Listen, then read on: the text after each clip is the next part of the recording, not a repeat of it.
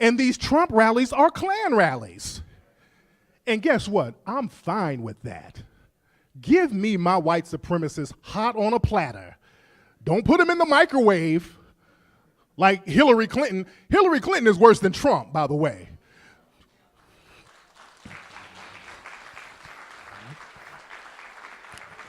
Well, because that's that sneaky white supremacy. That's that white supremacy. It comes in a smile and a hug.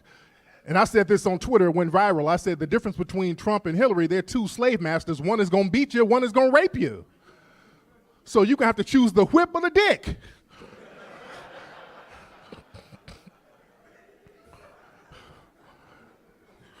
Them Clintons did damage to black society.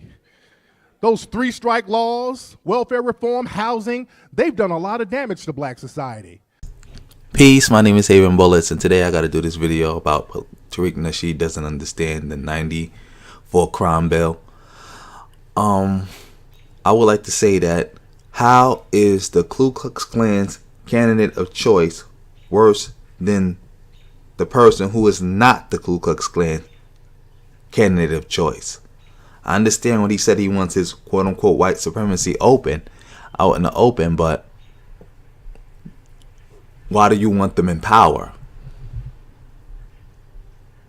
I can dig people wanting to deal with people who don't like them and them being upfront about it, but why do you want them in power? That makes no sense. Especially the office of the presidency. That makes no sense at all. Well, anyway, I want to just break something down. He blames Hillary Clinton for the 94 crime bill. I would like to say this. Hillary Clinton was not in office in 94. She held no office. She was the first lady. She was advocating for a bill that her husband was advocating for. It's her job as first lady. If her husband was against it, she would have came out against it. He was for it, so she came out for it. She didn't cast not one vote. There's nothing she said that other people weren't saying at the time. Especially black people, because this is the part that people keep leaving out about the 94 crime bill. Black people were in full support of the bill, and black people knew that the bill was going to impact them. There was no ambiguity here. Everybody knew that that bill was going to lead to mass incarceration in the black community. People at the time even used the phrase mass incarceration. Black people knew this, and they still demanded the bill. They demanded the bill. They begged for the bill. How is she to blame for something that happened to black people that they asked for as a collective? Over 2/3 of the Congressional Black Caucus voted for that bill. Over 2/3. Everybody was in full support of it. You had past black leadership at every level, from again, black pastors, black mayors, black police chiefs, all the way up to the Congressional Black Caucus, who were in support of this bill and voted for it. And everybody knew it was going to lead to mass incarceration of the black community. How was Hillary Clinton to blame for that? For supporting a bill that black people knew was going to hurt them and they asked for? What was she supposed to do? First of all, again, she didn't vote for it. What was she, but if you want to say the Clintons, because he said the Clintons, what was Bill Clinton supposed to do? Not vote for it? Like say, well you niggas is stupid. You don't understand that this is going to hurt you. So I'm going to be the smart white man for you and tell you that you don't understand because you stupid little niggas, and I'm going to go against it. How would that have went over? Man, remember, these are black people who voted for Bill Clinton. I'm about to put the graph up right now, show you to break that down.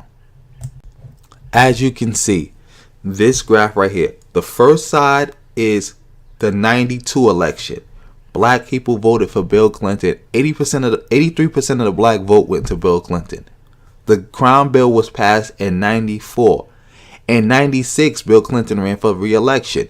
he got 84% of the black vote this time. More black people voted for Bill Clinton in terms of percentage this time than last time. And that was after he passed it, because people were happy that he listened to them and did what they were asking for him to do. How is she to blame? Everybody knew. I'm about to even play a clip right now of Bernie Sanders talking about the 94 crime bill. Here you go, family. Mr. Chairman, let me begin with a profound remark. 2 + 2 = 4. In other words, there is a logical and rational process called cause and effect. In terms of Newtonian physics, that means that every action causes an equal and opposite reaction. In other words, fellow members of the House, there are reasons why things happen, as controversial as that statement may be. A farmer neglects to tend and care for his fields, it is likely that that crop will fail. A company neglects to invest in research and development, it is likely that that company will not be profitable.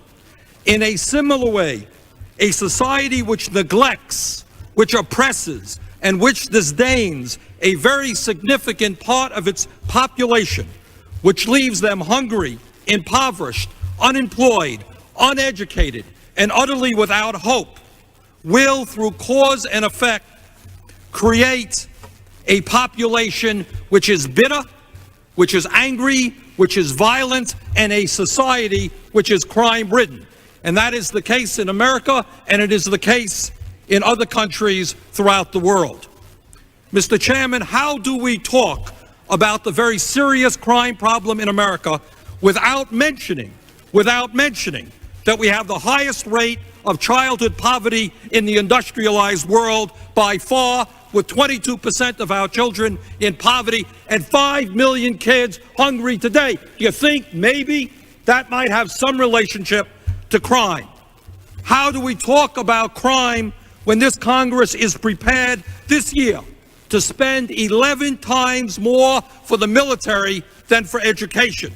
When 21% of our kids drop out of high school, when a recent study told us that twice as many young workers now earn poverty wages as 10 years ago, when the gap between the rich and the poor is growing wider, and when the rate of poverty continues to grow. Do you think maybe that might have some relationship to crime?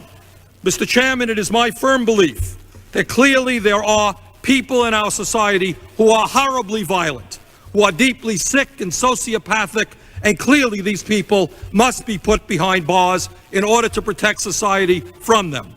But it is also my view that through the neglect of our government and through a grossly irrational set of priorities, we are dooming today tens of millions of young people to a future of bitterness, misery, hopelessness, drugs, crime, and violence. And, Mr. Speaker, all the jails in the world, and we already imprison more people per capita than any other country, and all of the executions.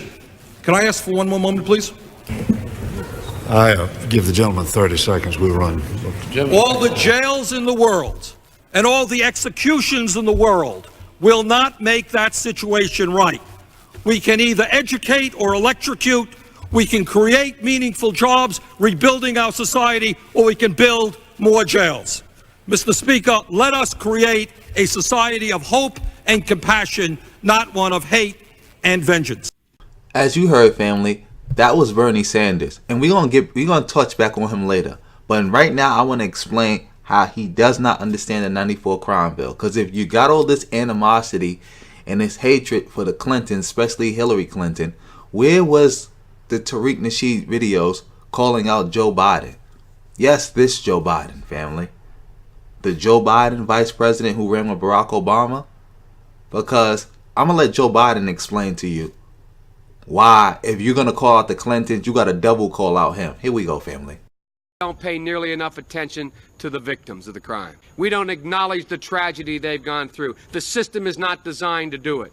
We're going to remake the system so that it's victim-friendly. Perspectives change over time. Bobby Rush, member of Congress, said the other day, "I'm ashamed that I voted for the '94 crime bill." You ashamed of that bill? Not at all. And in fact, I drafted the bill, as you remember. I know that. You see what you saw, family? That was Joe Biden in 94 speaking at the signing ceremony of the 94 crime bill. And you heard Joe Biden, that was a clip from I think last year of Joe Biden, people asking him, how do you feel about it? No, 2 years ago, asking him about how do you feel about the bill over 20 years later. And he said he still supported it. And he also said that he was the one who created it, which is true. Joe Biden created the 94 crime bill. But he's a senator, so he couldn't introduce it because bills have to originate in the House, as we all know, and they have to be passed by the House of Representatives, go through the Senate, and then signed into law by the president. So he, as a senator, created it and gave it to a representative in the representative in the House of Representatives from Texas to introduce it in the House so it could be voted on and get to the Senate, and then he could sign it into law. Bill Clinton. That's what happened. Joe Biden did that. He gave it to a Republican at that, and Joe Biden's a Democrat from Texas to introduce it into the House. This is his law. This is why I said he doesn't understand the 94 crime bill. Because if you're going to be this mad at the Clintons, who didn't make it up, they just supported it and they just rolled with the rush because everybody was supporting it. Remember, this was a law introduced by a Democrat, and black people who voted for Bill Clinton overwhelmingly were the ones demanding it. So this was his constituency demanding their president that they helped put in office give them a law that would affect their community. So I don't understand. That's one reason why we just show right here that he doesn't understand the 94 crime bill. Because I don't understand all this hatred and animosity to them, but no mention of Joe Biden, the vice president of the first black president. Now we're going to double back to Bernie Sanders. Because a lot of this whole Clintons did the whole Hillary Clinton's responsible rhetoric, a lot of that, you know who that came from? That started with Bernie Sanders supporters. Then it went to Russia, because we have Russian agents, and the Republicans supporting that because they didn't want black people to support Hillary Clinton because they knew if they could get black people not to support her, she wouldn't win. And that's another reason why he doesn't understand this, and he doesn't understand politics, period. Because I'm going to do a whole separate video on that, but I'm going to touch on that. Because we all heard Bernie Sanders give that great breakdown about why this whole 94 crime bill was wrong, and it was just going to lead to mass incarceration that wasn't going to fix anything but just make things worse. Well, Bernie Sanders voted for that bill. Even after giving that speech, he still went back and voted on the bill. Where was the videos condemning Bernie Sanders? The only time I ever heard Tariq or anybody else, quote unquote, condemn Bernie Sanders is because people asked him for reparations and he said no. And they asked him about the police killings, and I guess he was like he couldn't really do anything about that. It was only so much he could do about it. And then that's when people would get mad at Bernie Sanders. But otherwise than that, I didn't hear nobody calling Bernie Sanders out for voting for this. Mind you, it was Bernie Sanders supporters who brought this information to black people that had everybody talking about it. It was his supporters who made this an issue last election. But I did not see anybody calling out the simple fact that he voted for it. And I'm going to end this video right here. Like, share, subscribe. Drop me a comment, tell me what you think. Did I get it right? Did I get it wrong? But I'm pretty sure I got it right to show that